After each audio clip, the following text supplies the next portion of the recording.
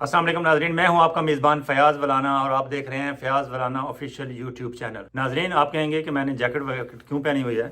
आपके यहाँ पाकिस्तान में तो शायद गर्मी होगी, लेकिन हमारे यहाँ कनाडा में बाहर हल्की हल्की स्नो शुरू हो चुकी है और टोरंटो के गिरदोनवा में आइंदा 12 घंटों में कुछ इलाकों में 30 सेंटीमीटर तक, और मैं जिस जगह बैठा हूँ यहाँ जुम्मे की शाम तक शायद 10 से 15 सेंटीमीटर तक स्नो हो जाएगी।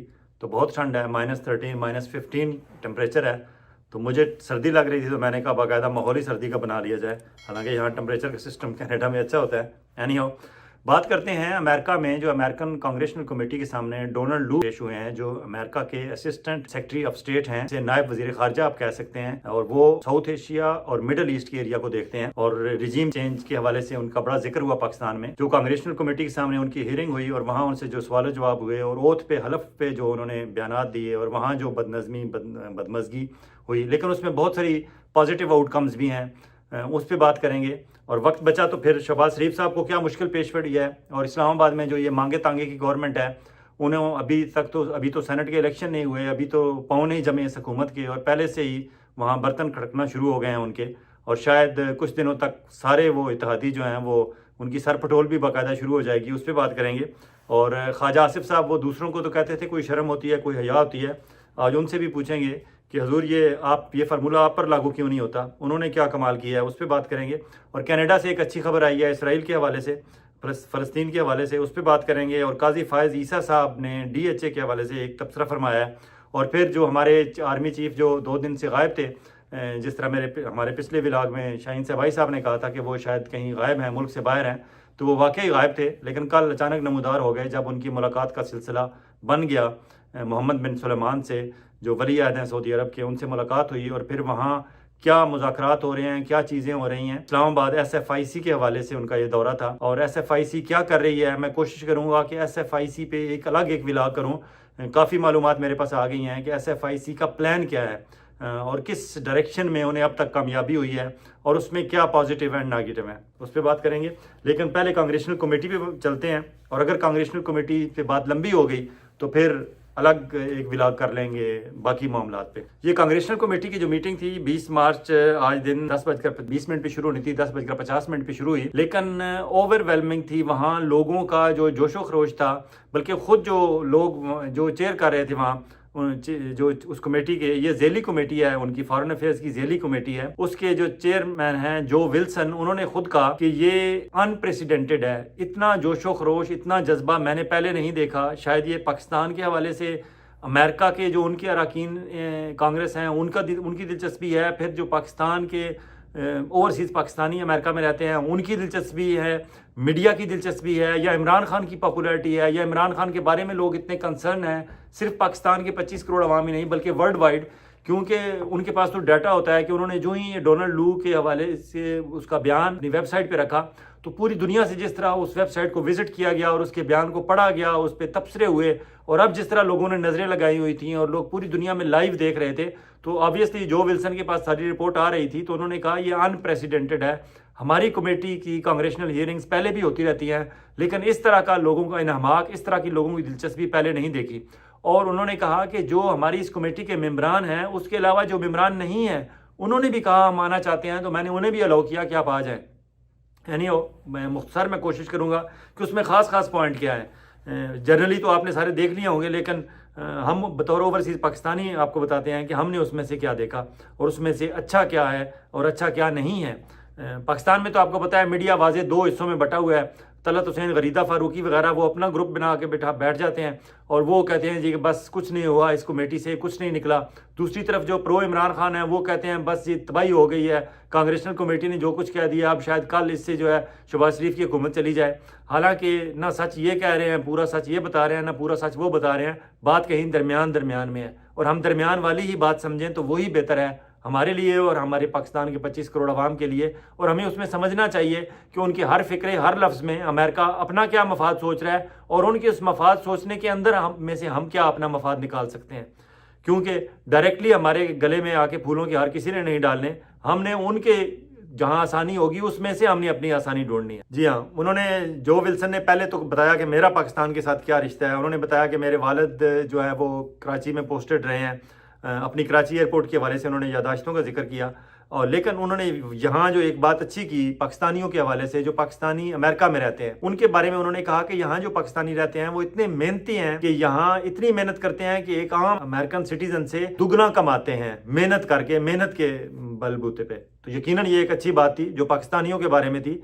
थैंक्स टू हमारे ओवरसीज पाकिस्तानी जो अमेरिका में रहते हैं कि उन्होंने नेक नामी कमाई है, मेहनत के बलबूते पे वो दुगना कमा रहे हैं और उसका रिकॉग्नाइज भी किया जा रहा है। फिर उन्होंने चाइना के हवाले से इब्तदाइये में कहा कि चाइना लोन शार्क के तौर पर कर्जे दे रहा है पाकिस्तान को और वो कर्जों के जाल में पाकिस्तान को फंसा रहा है। अब बेशक आप कहें कि अमेरिका की एक राइवलरी है चाइना के साथ, लेकिन अगर उन्होंने ये बात की है तो हमें इस पर गौर करना चाहिए बतौर पाकिस्तानी कि क्या वाकई लोन शार्क के तौर पर चाइना पांव फैला रहा है पाकिस्तान में, और क्या हमारे हुक्मरान वाकई आंखें बंद करके उनसे लोन किए जा रहे हैं, महंगे लोन लिए जा रहे हैं, और फिर एक वक्त आएगा कि वो खुदा न करे ऐसा हो कि चाइना वाले बाकायदा लम्हा बलम्हा स्टेप बाय स्टेप आगे बढ़ें और फिर वो पाकिस्तान हमारे असासाजात पे और हमारी चीज़ों पे कब्जा करना शुरू कर दें। तो ये एक किस्म का आप कह सकते हैं कि एक उन्होंने एक फ्लैग, रेड फ्लैग खड़ा कर दिया है। अब हमारी कौम का और हमारे हुक्मरानों का और हमारे पॉलिसी साजों का काम है कि वो देख लें कि क्या ये लोन शार्क वाला मामला है या ये सिर्फ वो पॉइंट स्कोरिंग कर रहे हैं। उन्होंने दूसरा कहा है कि अदम इस्तेकाम ने पाकिस्तान को बहुत नुकसान पहुंचाया है। बिल्कुल सही कहा है उन्होंने, अदम इस्तेकाम ने नुकसान पहुंचाया है। अब हम ये तवक्को रखें कि अमेरिका ने कह दिया तो अमेरिका ही हमारे यहाँ अदम इस्तेकाम खत्म करेगा? नहीं, उन्होंने सिर्फ मेंशन करना था, कर दिया है। अब काम हमारा है कि हम ये अदम इस्तेकाम को ख़त्म किस तरह कर सकते हैं, और अदम इस्तेकाम उस वक्त तक ख़त्म नहीं हो सकता जब तक ये गैर यकीनी सियासी सूरत हाल ख़त्म नहीं हो सकती। किस तरह ख़त्म होगी सारे लोग जानते हैं, इस पर हम रोज़ बात करते हैं, फिर कर लेंगे।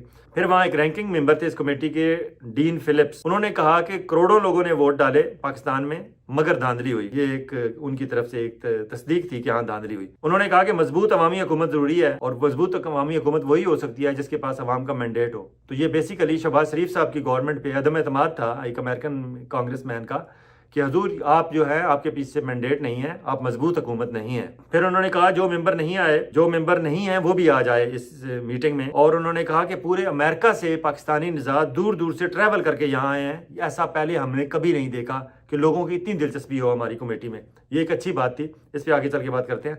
फुल कमेटी के चेयरमैन चार्ल्स मैकाल भी आए और उन्होंने कहा पाकिस्तानी लोग डिजर्व करते हैं कि उनकी राय का एहतराम किया जाए। लोग निकले हैं और इसके सबूत मौजूद हैं, लेकिन इस बात के भी ठोस सबूत मौजूद हैं कि धांधली हुई है इलेक्शन में, तो ये भी देखना होगा। और उन्होंने एक और बड़ी अलार्मिंग बात उन्होंने कहा कि अगर इस मौके पे हम अमेरिका पाकिस्तान से पीछे होता है तो चीन हमारी जगह ले लेगा। तो अब ये हमारे वजारत खारजा वाले और हमारे जो पॉलिसी साज है उनको इस पर गौर करना चाहिए कि ये अमेरिका क्या बात कर रहा है। फिर उसके बाद डोनाल्ड लू ने अपना लिखा हुआ पढ़ा वही बयान पढ़ के सुनाया जो उन्होंने 2 दिन पहले अपनी वेबसाइट पे लगा दिया था। और उसके बाद देखते हैं कि जो विल्सन ने पूछा क्या इमरान की हुकूमत को गिराने में अमेरिका ने इल्जाम लगाया गया था, क्या साजिश हुई थी, आप इल्जाम लगाया गया है, क्या साजिश हुई थी? तो डोनाल्ड लू ने कहा कि नहीं, ये झूठ है, ये एक कॉन्स्पिरेसी थ्योरी है, साजिशी थ्योरी है, इसमें कोई हकीकत नहीं है। उनका ये कहना था तो पूरे हाल में झूठा झूठा लॉयर के नारे लगने शुरू हो गए। और फिर वो नारे इतने तेज़ हुए कि वहाँ 3-4 बंदे तो ऐसे थे जिन्होंने बाकायदा इमरान खान की टी-शर्ट्स पहनी हुई थी, जिनमें एक पाकिस्तानी थे और 2 जो है वो वहाँ के अमेरिकन सिटीज़न थे। उन्होंने पहनी हुई थी टी-शर्ट्स जिन पे इमरान खान की तस्वीरें थी और उन्होंने अपने हाथों पे लिखा हुआ था फ्री 804 कि 800 कैदी नंबर 804 को आज़ाद किया जाए। और वो इस तरह हाथ ऐसे उन्होंने किए हुए थे। अब वो अमेरिका में आप बोलने पे आज़ादी है, आप किसी को टच नहीं कर सकते लेकिन बोल के आप इजहार कर सकते हैं। तो उन्होंने उस मौके का पूरा फ़ायदा उठाया और उन्होंने कहा कि इमरान खान को रिहा किया जाए, इमरान खान के साथ ज़्यादती हो रही है, इमरान खान ही बंदा है जो पाकिस्तान को लीड कर सकता है दुनिया में।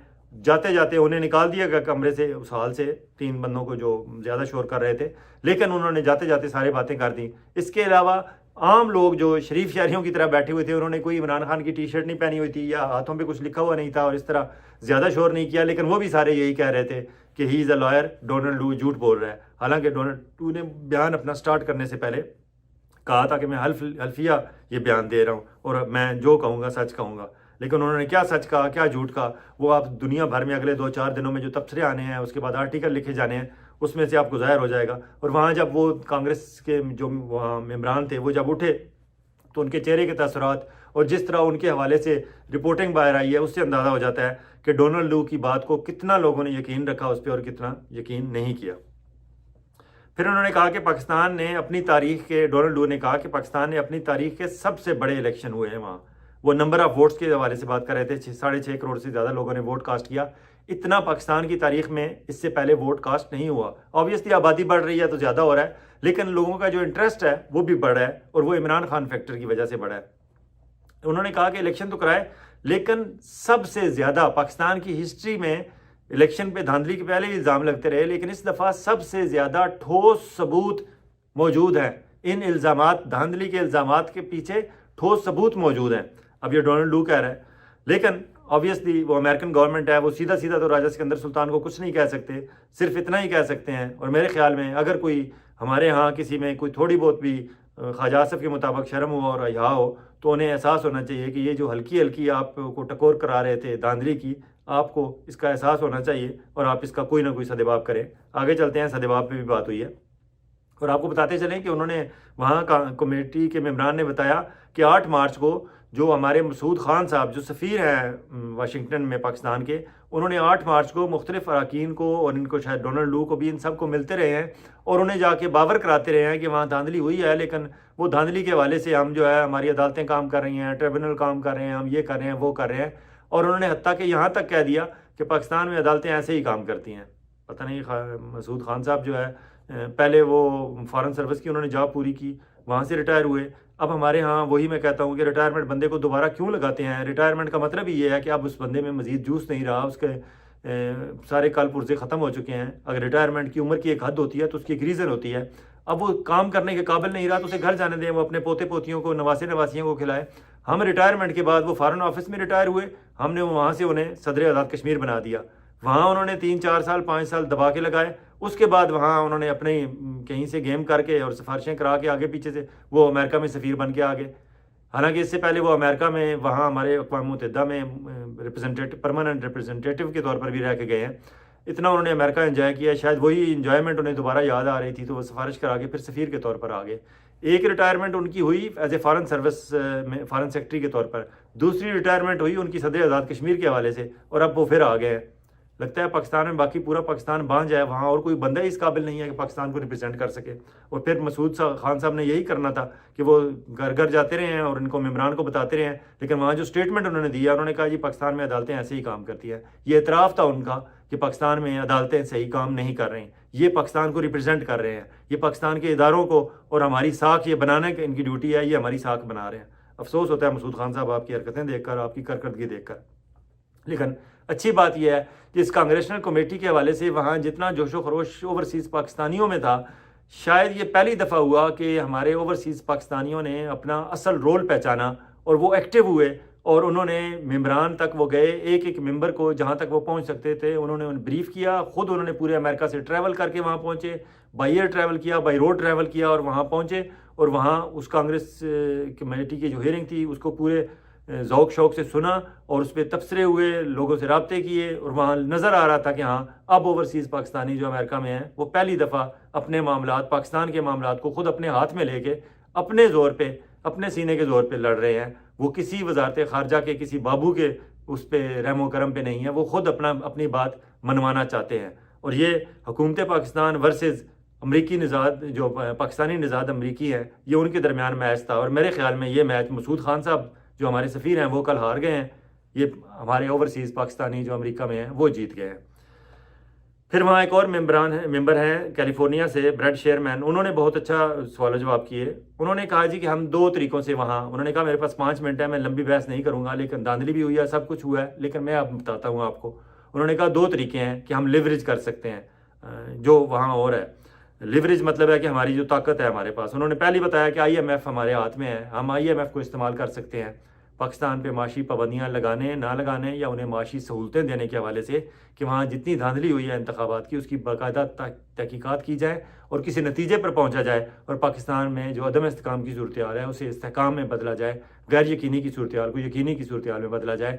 उन्होंने कहा एक तो IMF को इस्तेमाल किया जाए, दूसरा उन्होंने कहा कि हम वीज़ों को, जो पाकिस्तानी हुकाम है उनके वीज़े रोक कर हम अपने उनसे अपनी बात मनवा सकते हैं, और ताकि पाकिस्तान में इंसानी हकूक़, बुनियादी जमहूरी और आज़ादी, शख्सी आज़ादियों के हवाले से उस पर हमारी तवज्जो मरकूज़ होनी चाहिए और इसे हमें यूज़ करना चाहिए। फिर उन्होंने पूछा शकील अफरीदी जिसने CIA की हेल्प की थी उसामा बिन लादेन को पकड़ने में, उसके बारे में, वो 8-10 साल हो गए हैं, वो वहाँ ज़ेरे हिरासत है, उसके हवाले से क्या काविशें हुई हैं आपकी। तो डोनाल्ड लू ने के पास कोई जवाब नहीं था। तो उन्होंने कहा कि क्या हम स्वैप कर सकते हैं, क्या हम ये कर सकते हैं कि आरफा सिद्दीकी जो हमारी जेलों में बंद है, अमेरिका में की जेलों में, और पाकिस्तानी निज़ाद है, वो हम पाकिस्तान को दे दें और शकील अफरीदी को वहाँ से हम अमेरिका बुलवा लें क्योंकि उसने हमारी हेल्प की थी। तो दुनिया में क्या इमेज जाएगा कि सीए की जो बंदा हेल्प करता है, और ये इस सदी का सबसे बड़ा हमारा काम हुआ था अमेरिका का, उसामा बिन लादेन को पकड़ना, और उससे तो ये उस बंदे ने हेल्प की थी और वो वहाँ जेल में है और हम उसकी हेल्प नहीं कर रहे। तो बाहर आइंदा इसका मतलब ये है कि पूरी दुनिया में सीआईए के साथ कोई लोग तावन नहीं करेंगे या उसके मुखबर नहीं बनेंगे जिस तरह शकील अफरीदी बने। तो डोनाल्ड लू ने वहाँ एक एतराफ़ किया, उन्होंने कहा मुझे तकरीबन 2.5 से पौने 3 साल हो गए हैं वहाँ इस ड्यूटी पे, इस जिम्मेदारी अदा करते हुए, साउथ एशिया को डील करते हुए। आज तक किसी पाकिस्तान के आला हुकाम में से किसी बंदे ने आरफा सिद्दीकी की बात हमसे नहीं की। अब ये अफसोस होता है कि पिछले 2.5 साल में जो हुक्मरान थे, चाहे वो पीटीआई वाले इमरान खान साहब थे और उनकी टीम थी, चाहे वो दरमियान में शहबाज शरीफ साहब और उनकी टीम थी, चाहे अभी शहबाज शरीफ साहब और उनकी टीम है, या अभी जो सदर पाकिस्तान है आसिफ जरदारी साहब, या पिछले सदर पाकिस्तान आरिफ अलवी साहब, जितने हुक्मरान हैं हमारे, उन सब को डोनाल्ड लू साहब ने चौक पे खड़ा करके बता दिया कि जनाब ये देख लें, इनके तन पे कपड़े नहीं हैं, ये आरफा सिद्दीकी का सिर्फ बयानात की हद तक बात करते हैं, हमसे आज तक किसी ने आरफा सिद्दीकी की बात नहीं की। और ऐसी कोई स्वैप वाली इस तरह की कोई बात नहीं हुई। शकील अफरीदी तो यकीनन पाकिस्तान नहीं देगा उन्हें, क्योंकि उसने, शकील अफरीदी ने सीआईए की हेल्प की, लेकिन पाकिस्तान के साथ उसने गद्दारी की बतौर पाकिस्तान का शहरी होते हुए। उसे अगर कहीं पता चला था कि उसामा बिन लादेन एबटाबाद में फ़लाँ घर में फ़लाँ जगह छुपा हुआ है, तो उसका काम था वो हुकूमत पाकिस्तान को बताता, बजाय इसके कि वो हुकूमत पाकिस्तान के ख़िलाफ़ मुखबर बन के सीआईए को या अमेरिकन हुकूमत को बताता और फिर आज उनसे उसका इनाम इकराम पाने की उम्मीद पे जेल में बंद बैठा होता। यकीनन उसने पाकिस्तान से गद्दारी की। पहला फ़र्ज़ आपको अपनी हुकूमत पाकिस्तान, अपने कानून नाफिज करने वाले इदारों को बताना होता है कि ये बंदा जो मतलूब है पूरी दुनिया में और स्पेशली अमेरिका को, वो बंदा हमारे यहाँ फ़लाँ जगह मौजूद है। उसके बाद पाकिस्तानी इदारे जाने और हुकूमत पाकिस्तान और रियासत पाकिस्तान जाने। शकील अफरीदी साहब ने अपने तौर पर यह फ़ैसला किया, और अपने तौर पर फ़ैसला करने का मतलब ये है कि आप पाकिस्तान के आइन को, कानून को, रियासत को, सबको आप क्रॉस करके उससे गद्दारी के मुर्तकिब हुए हैं आप। इसलिए मेरे ख्याल में शकील अफरीदी को हुकूमत पाकिस्तान तो अमेरिका के हवाले नहीं करेगी, लेकिन कम अज़ कम पाकिस्तानी हुकाम के हवाले से ये बात वाज़ेह हो गई कि आरफा सिद्दीकी के मामले में उन्होंने कभी संजीदा बात नहीं की और ऑफिशियली कोई बात नहीं की, बयानात बहुत दिए हैं। फिर वहाँ बात की गई कि सैकड़ों अमेरिकी शहरी जो हैं वो डुअल नेशनल, ऑब्वियसली उनकी बात हो रही है कि वो पाकिस्तान में हैं और वो पाकिस्तान से बाहर नहीं निकल सकते। उनका इशारा शायद खदीजा शाह और इन लोगों पे था कि जो अमेरिकन नेशनल हैं, लेकिन वो 9 मई के वाक़यात या इस तरह के दीगर मामलात में वहाँ उन्हें उलझाया हुआ है हुकूमतों ने, उन पर मुकदमात हैं, वो पाकिस्तान से बाहर निकल नहीं पा रहे। तो अमेरिकी हुकूमत ने अब तक उनके हवाले से क्या किया है, तो इस पर, और हम जो है उनके जो पाकिस्तान के अमेरिका के जर्नैल हैं उनको हम धड़ाधड़ वीज़े दे रहे हैं और वो अमेरिका के दौरे कर रहे हैं, सैरें कर रहे हैं, यहाँ से ट्रेनिंग्स ले रहे हैं और मुलाकातें कर रहे हैं, मुज़ाकरात कर रहे हैं। उनको मामूल से, उनकी ज़िंदगी तो मामूल पे है, लेकिन हमारे अमेरिकी शहरी जो पाकिस्तान में गए हैं वो वहाँ फंसे हुए हैं, वो वापस आने में कामयाब नहीं हो रहे। ये एक उनकी अच्छा इंडिकेशन था। अब हुकूमत पाकिस्तान को भी इस पर गौर करना चाहिए कि इस तरह बात नहीं बनेगी, वरना वो आपके भी वीज़े बंद कर देंगे। आप वहाँ ओवरसीज़ पाकिस्तानी जो पाकिस्तान में फंसे हुए हैं अमेरिकी, उनको, उनके लिए आसानियाँ पैदा करें। और फिर जनाब आगे उन्होंने बताया, हाँ, उनका एक क्वेश्चन ये था कि सिलेक्टिव प्रोसिक्यूशन नहीं हो रही इमरान खान के खिलाफ। आप क्या ये नहीं समझते कि इमरान खान के खिलाफ सिलेक्टिव प्रोसिक्यूशन हो रही है? जो इमरान खान के खिलाफ मुकदमात चल रहे हैं वो ज़्यादती हो रही है। तो अमेरिकी सफ़ीर, और क्या अमेरिकी सफ़ीर को जेल में जाकर इमरान खान से मिलना नहीं चाहिए, इमरान खान की तरफ की स्टोरी सुननी नहीं चाहिए और वो हमें रिपोर्ट नहीं करनी चाहिए? तो इस पे डोनाल्ड लू ने कहा कि हमने एहतजाज किया है कि इमरान खान के खिलाफ जो जिस तरह की सिलेक्टिव प्रोसिक्यूशन, उन्होंने एतराफ़ तो नहीं किया, लेकिन उन्होंने कहा जो कुछ हो रहा है वो उस पर हमने एहतजाज किया है, हमने अपना बताया है कि हमें इस पर तशवीश है। उसके बाद उन्होंने कहा, एक और मेंबर थे, उन्होंने कहा जी कि दुनिया की 6ठी बड़ी फ़ौज है पाकिस्तान की और हमें पाकिस्तान के साथ 2 तरफ़ा तावन जारी रखना चाहिए। वो ये एतराफ़ कर रहे थे कि पाकिस्तान को और पाकिस्तान की फ़ौज को इग्नोर नहीं हम कर सकते। पाकिस्तान 25 करोड़ अवाम है और दुनिया की 6ठी बड़ी फ़ौज है। टिम बर्चट थे, उन्होंने कहा कि धांधली जैसे मामलात पर जब डोनाल्ड लू ने कहा ना कि मैंने ख़त लिखा है हुकूमत पाकिस्तान को, उन्होंने कहा मैं ख़त लिखने पर यकीन नहीं रखता। लोगों को यकीन है कि आप रजीम चेंज में इन्वॉल्व थे। ये बड़ा दबा के कहा उसने, टिम बर्चट ने। तो डोनाल्ड लू ने आगे से इमरान खान की ज़बान में कहा एब्सोल्युटली नॉट। जब उन्होंने ये कहा कि वहाँ हल्के हल्के कहके भी लगे, लोगों ने कहा कि ये ज़बान तो फिर इमरान खान की बोल रहा है, एब्सोल्युटली नॉट। बहरहाल यानी वो आपको ये बताते चलें कि एक रेजोल्यूशन, इस कांग्रेशनल कमेटी के बाद एक रेजोल्यूशन आ रही है, उस रेजोल्यूशन का नाम है रेजोल्यूशन 901। अमेरिकी ईवान नुमाइंदगान में पेश की जा रही है, जिसमें पाकिस्तान के हवाले से जो कुछ पाकिस्तान में हो रहा है उसमें ये सारी इंतखाबी धांधलियों की बात होगी, उसमें इमरान खान के साथ ज़्यादतियों की बात होगी, उसमें 9 मई के बाद जो वहाँ शख्सी आज़ादियों पे और इंटरनेट की पाबंदी पे और इज़हार राय की पाबंदी पे और बुनियादी इंसानी हकूक़ के हवाले से सारे मामलात पे इस करारदाद में जिक्र होगा। और ये बड़ी तगड़ी करारदाद होगी। क्यों?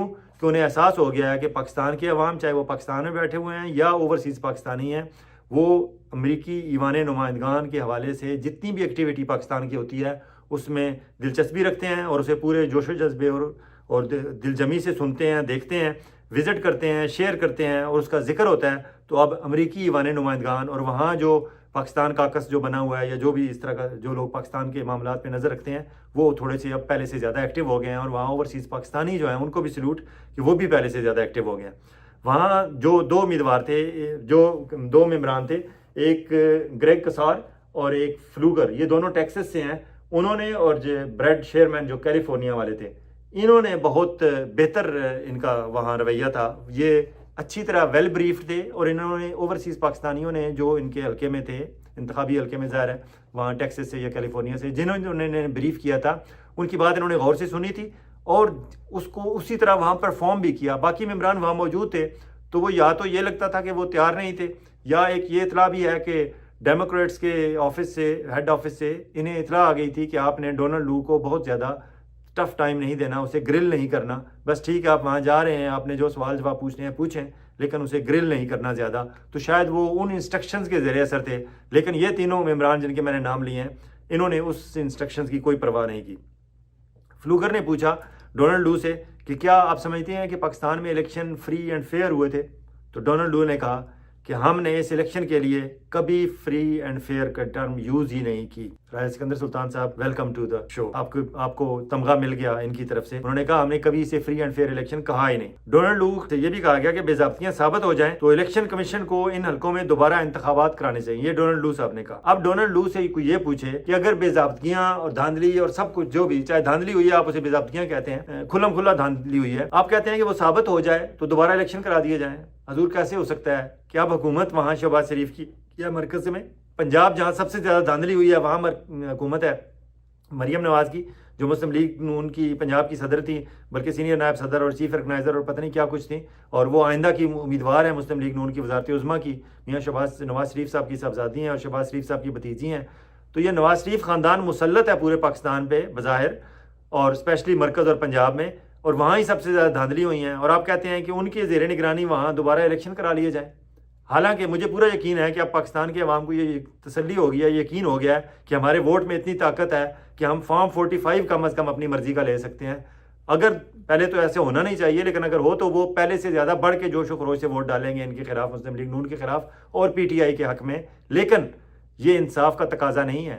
आपको ये कहना चाहिए था कि फॉर्म 45 जो सिर्फ PTI के उम्मीदवारों के हाथ में नहीं है, चाहे वो जीते हुए हैं, आपने उन्हें हारे हुए करार दिया है हमारे राजा सिकंदर सुल्तान साहब ने, लेकिन वो PTI के उम्मीदवारों के हाथ में नहीं है। वो जमात इस्लामी के उम्मीदवार, तहरीक लब्बैक पाकिस्तान के उम्मीदवार, पीपल्स पार्टी के उम्मीदवार, इन तीनों पार्टियों के तो उम्मीदवार तकरीबन हर हल्के में खड़े थे। उनके हाथों में भी वही फॉर्म 45 हैं जो PTI वाले के हाथ में है। आप फॉर्म अगर समझते हैं धांधली हुई है तो फॉर्म 45 के मुताबिक वो जो हकदार हैं उनको वो सीटें दी जानी चाहिए। आप जो है वो हमारे राजा सिकंदर सुल्तान साहब और शहबाज शरीफ साहब की ज़बान बोल रहे हैं। बतौर अमरीकी नायब वज़ीर ख़ारजा होते हुए आप कह रहे हैं जी वहाँ दोबारा इलेक्शन करा दिए जाएँ। दोबारा इलेक्शन नहीं हो सकते, ना वो वापस 8 फरवरी वापस आ सकता है, और ना अब इलेक्शन हुए तो वो उस तरह हो सकते हैं। हालांकि पाकिस्तान के अवाम पहले से ज़्यादा गुस्से में है। और एक और आपको बात बताते चलेंगे, ये जो अमेरिकन कांग्रेशनल कमेटी की जो मीटिंग हुई है, इसमें अभी जो सवालात वहाँ बोल के पेश कर दिए जाए, इसके अलावा 5 दिन, आइंदा 5 दिन के अंदर अंदर कोई भी अमरीकी ईवान नुमाइंदगान का मेंबर, चाहे उनके अपर हाउस का, लोअर हाउस का, कोई भी मेंबर अपना क्वेश्चन डालना चाहे तो वो तहरीरी क्वेश्चन डाल सकता है आइंदा 5 दिनों में। तो ये हमारे ओवरसीज़ पाकिस्तानी जो अमेरिका में रहते हैं, अगर उनमें से कोई समझता है कि कोई ऐसा क्वेश्चन जो अब भी पूछा जाना चाहिए, वो अपने जो भी उनके हल्के का नुमाइंदा है, उनका सेनेटर है या कांग्रेसमैन है, उससे अप्रोच करके, उसे रब्ता करके, उसके ऑफिस फ़ोन करके उसे बताएं कि ये क्वेश्चन आप जनाब हमारी तरफ से, अपनी तरफ से इस कमेटी के सामने पेश कर दें। 5 दिन के अंदर अंदर अगर वो ईमेल कर देंगे वो क्वेश्चन, तो वो क्वेश्चन डोनाल्ड लू तक पहुंचेगा, डोनाल्ड लू को उसका जवाब देना पड़ेगा, और फाइनल रिपोर्ट में वो क्वेश्चन भी आ जाएगा और उसका आंसर भी आ जाएगा। तो ये अमेरिका का काम करने का सिस्टम है। अगर पाकिस्तानी अवाम ने इस तरह, जिस तरह आज पाकिस्तान के टेलीविज़न चैनल्स ने या सोशल मीडिया पे लोगों ने बहुत बड़ी तादाद में लाइव देखा, तो इससे एक लर्निंग भी हुई पाकिस्तानी कौम की कि दुनिया में किस तरह ये कौमें काम करती हैं, और यकीनन इसमें फ़ायदा भी होगा। और फिर जाते जाते मैं चाहूँगा कि इमरान खान का शुक्रिया अदा कर दें कि इमरान खान का शुक्रिया आज यहाँ बनता है कि उसने पाकिस्तानियों को ये बावर कराया है। एक शुक्रिया उसने पाकिस्तान में रहने वाले लोगों का करा दिया है कि उन्हें इस बात का एहसास हुआ है कि वोट की ताकत वाकई होती है। इससे पहले सिर्फ नारे होते थे कि वोट से जो है तकदीर बदल सकती है कौम की। इस दफ़ा वाकई जो नारा लगाया था पीटीआई वालों ने कि जुल्म का बदला वोट से, इस दफ़ा 8 फरवरी में लोगों ने जिस तरह वोट डाला है, अब लोगों का वोट पे यकीन हो चुका है। आप ये कहेंगे कि वोट डालने का क्या फ़ायदा, हमने तो वोट डाला था लेकिन हुकूमत तो शहबाज शरीफ की बन गई, जो हारे हुए थे वो जीत गए। बिल्कुल सही बात, आप भी बात अपनी जगह ठीक कर रहे हैं, लेकिन मेरा कहने का मतलब ये है कि फार्म 45 तक तो आप कामयाब हुए ना, पाकिस्तान की अक्सरियत कामयाब हुई ना। फार्म 45 तो आप लोगों के हाथ में है, और ये आपकी ही कामयाबी है जिसकी बाज़गश्त आज भी, इलेक्शन हुए 1.5 महीना हो चुका है, आज भी अमरीकी ईवान नुमाइंदगान में आपके फार्म 45 की बात हो रही है, आपके बाहर निकलने की बात हो रही है, बड़ी तादाद में बाहर निकलने की बात हो रही है, और आपकी कामयाबी की बात हो रही है, और उस धांधली की बात हो रही है जो आपके दिल में, दिमाग में, आपकी आंखों के सामने हुई है। वो बाज़गश्त आज भी सुनाई दे रही है, और ये सिर्फ यहाँ सिलसिला नहीं रुकेगा। और दूसरी बात कि इमरान खान का शुक्रिया कि उसने ओवरसीज़ पाकिस्तानियों को भी इस तरफ राग़ब किया कि हजूर आप सिर्फ जो इन, चाहे अमेरिका में हों, चाहे बरतानिया में हों, चाहे कनाडा में हों, चाहे ऑस्ट्रेलिया में हों, चाहे स्पेन में हों, इटली में हों, फ्रांस में हों, कि जितने वहाँ ईवान नुमाइंदगान होते हैं मुख्तलिफ ईमान के, चाहे वो किसी भी कम्युनिटी से उनका ताल्लुक हो, ऑब्वियसली वो पब्लिक के इलेक्टेड रिप्रेजेंटेटिव होते हैं, आप ओवरसीज़ पाकिस्तानीज़ हमेशा उनके लिए फ़ंड रेजिंग डिनर्स करते हैं, उनको फंड्स देते हैं, उनको डोनेशन देते हैं, उनके लिए कन्वेंसिंग करते हैं, उनके लिए वोट मांगते हैं, उनको जाके वोट डालते हैं, उनको अपनी कम्युनिटीज़ के तकरीबात में बुलाते हैं, लेकिन उनके साथ सिर्फ सेल्फीज़ बनाते हैं, अपनी की, अपने बीवी की, अपने बच्चों की, और फिर घर में फ्रेम करा के रख लेते हैं। इमरान खान के इस कैदी नंबर 804 जिन अजियतों से, जिन मुसीबतों से, जिन मुश्किलात से वो गुजर रहा है, उसके तनाज़र में आज जो अमेरिकी कांग्रेशनल कमेटी के में हुआ है, उसके ज़रिए उसने आपको ये भी सबक दे दिया है कि आइंदा आपने सिर्फ सेल्फियों तक बात महदूद नहीं रखनी। जिस तरह अभी अमेरिका में मौजूद ओवरसीज़ पाकिस्तानियों ने वहाँ के मेम्बरान को पकड़ा है, उन्हें ब्रीफ किया है, अपने मामलात के हवाले से दिलचस्पी जाहिर की है, और वहाँ पाकिस्तान के सफ़ीर को नॉकआउट कर दिया है, और बताया है कि हम असल में पाकिस्तान के सफ़ीर हैं, हम पाकिस्तान के अवाम की बात अमरीकी ईवान नुमाइंदगान के ज़रिए उनकी कमेटीज़ में वहाँ मौसर अंदाज में पेश कर सकते हैं, और उसका फ़र्क भी पड़ सकता है। ये जो दोस्त कह रहे हैं कि जी कुछ नहीं हुआ, वो कोई चीफ इलेक्शन कमिश्नर नहीं है पाकिस्तान के, डोनाल्ड लू, या वहाँ जो उस कमेटी को चेयर कर रहे थे, या जो वहाँ डिस्कशन हो रही थी। बड़े ईवान में, बड़ी कमेटियों में सिर्फ डिस्कशन हो जाना और वहाँ से रिकमेंडेशन चली जाना, और वहाँ ये इतना ही कह देना कि हम बतौर अमेरिका इस इलेक्शन को, 8 फरवरी वाले इलेक्शन को फ्री एंड फेयर नहीं कहते। ये स्टैंप है अपने चीफ इलेक्शन कमिश्नर राजा सिकंदर सुल्तान साहब, काजी फायज ईसा साहब, हमारे आर्मी चीफ आसिम मुनीर साहब, और जो उनके सहूलतकार थे, शहबाज शरीफ साहब को पाकिस्तान का वज़ीर आज़म, और मोहसिन नकवी साहब को वज़ीर दाखिला, और सदर आसिफ जरदारी साहब को सदर पाकिस्तान बनाने में जो सहूलतकार थे, जो मैंडेट चोरी करने के काम में सहूलतकार थे, ये उन सब को तमग़े जमहूरियत अमेरिका की तरफ से मिल गया है। इसी तरह आने वाले दिनों में कनाडा, ऑस्ट्रेलिया और बरतानिया में भी अगर ओवरसीज़ पाकिस्तानी एक्टिव हो जाएँ और वहाँ के ईवान नुमाइंदगान को अप्रोच करें, और वहाँ भी इसी तरह की कमेटी की हियरिंग्स कराएँ, तो यकीनन ये ओवरसीज़ पाकिस्तानीज़ को, मेरे ख्याल में ये एक नया नुक्ता आगाज़ है ओवरसीज़ पाकिस्तानीज़ की लाइफ में, कि अब उन्हें एहसास हुआ है कि सेल्फियों से आगे भी कोई ज़िंदगी होती है। और थैंक्स टू इमरान खान कि उसकी इस मुसीबत के, जिस इब्तला के दौर से वो गुजर रहा है और उसकी पार्टी गुजर रही है, उसके नतीजे में हम ओवरसीज़ पाकिस्तानीज़ की आंखें खुली हैं। इजाज़त चाहूँगा।